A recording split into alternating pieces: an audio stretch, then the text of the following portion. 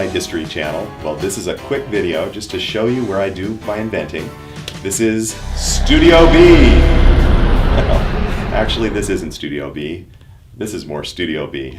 I'd like to show you around some of the things that I'm inventing. The room was actually built by me, and most of the gizmos, from the lighting to the edit bay to everything else in here, is actually filled with inventions that I've come up with over time. I have a lot of questions for your expert staff, and I think we'd have a wonderful time on the show. So I'm going to grab the camera, I'm going to show you around a little bit, and I'll show you some of the household inventions, some of the big inventions, and I'll of course show you Studio B. All right, well, the Studio B tour can start here. I have a green screen, and I have lighting and a white screen, as well as a background over here, a brick background. And currently positioned in front of the background is a full motion flight simulator. This is a virtual reality ride that I designed. It's currently in use for flight training, actually by overseas militaries, which is a very strange application for it. I mainly meant for it to be an amusement park type ride, and it's been there as well. It tours with a company from San Diego, and they've got about 8 of them on a trailer.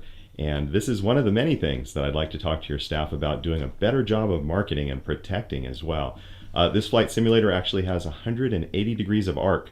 So when a rider is positioned on this chair inside, I can swing them almost all the way around to stand them on their head. So if your host is a brave host, I'd love to give them a ride in a professional, amateur invention of a flight simulator.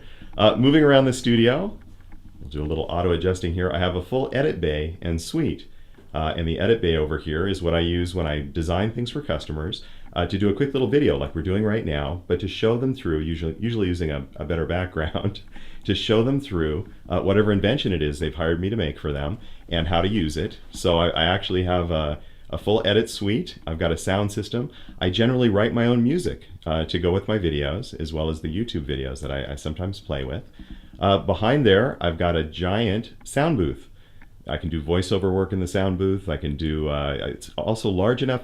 I wanted it to be large enough to have a small band, like 3 instruments, which is about what you can get in there. A couple of guitar players and a singer so that I could record people in there as well. And it's all padded inside with microphones and all that sort of stuff. The windows in Studio B you might get a kick out of. Now we'll see if we can get the right exposure to do this with the lights in here. It's going to be very hard. I might have to turn the lights off and get a separate shot to insert here. But I have put a special coating, there we go, we're starting to see it now, on the windows rather than blacking them out like you normally do in a video production studio. The windows here, it's one of my little funny inventions, has 3 different layers of filtering that lets through only infrared light. So when you're looking out the windows of Studio B, you see a strange infrared world outside, and I've had a lot of people that have come here and visited say that they never want to leave after they've seen the world in infrared and near infrared. Over here I've got some of the other instruments I use when I'm doing the music, the guitars and all that. Most of my drumming is done these days by a drum machine, even though my only technical formal musical training was as a percussionist. And over in the corner, lately I have been working on some wireless transmission of energy. This is another thing that I thought would be a blast to go over with your host.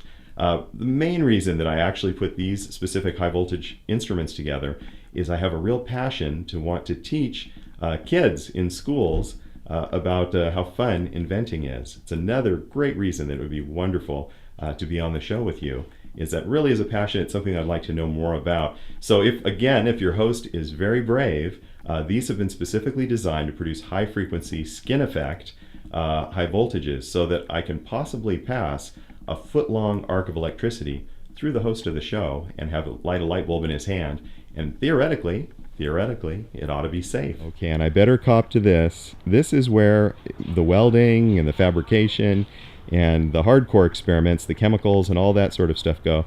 It's not as pretty as Studio B. This is definitely a shack. And inside the shack, let's go have a look. All right, the shack itself is full of all sorts of chemicals. I've got most of them under locks these days, and all sorts of building equipment.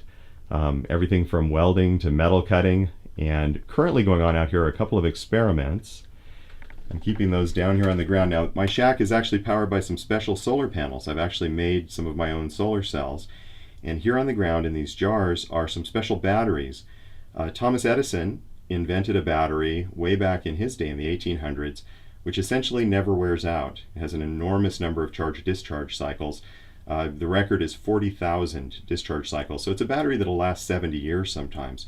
And I've recreated those batteries in my shop, and I've connected them up to my solar system, and I'm experimenting with batteries that could actually be printed or marketed using modern methods. And I've got quite a few different experiments going on with different oxides and different plates in the batteries. So I keep them out here out of sight until these batteries are perfected. They're getting very, very close to being an inexpensive, super low environmental impact, unbelievably long-lived battery. So if you've got a windmill on your house or a solar panel, these batteries could be a wonderful thing for your future. The attic. It's a bit hot up here too. And that's the whole point. This is a centrifugal fan. A lot of the things that I like to invent, I don't invent to try to make a profit. I invent so that I can pass it on, and hopefully it does a lot of people a lot of good. Well, Studio B used to get really, really super cold in the winter. I live in the desert, so it's usually sunny outside, but it still gets very cold, especially later in the day. So what I did was I hooked up a centrifugal fan into the ducts that lead down to the heating and the cooling ducts, and this moves a very high volume of air, and I thought, well, maybe I'll get a few degree temperature difference downstairs and it'll be worth having put the fan up there. The truth is, even on the coldest day with this fan, it can actually get so hot I have to turn the fan off downstairs. So with a ridiculously simple invention like this, as long as you live in a climate that has sun, even if it's cold, if you pump the attic heat down into your house, you're going to have almost no heating bills whatsoever. So that's the kind of idea that I just really felt like I wanted to pass along. Super simple idea, anyone can do it, and I really wonder, why don't houses already have these in them already?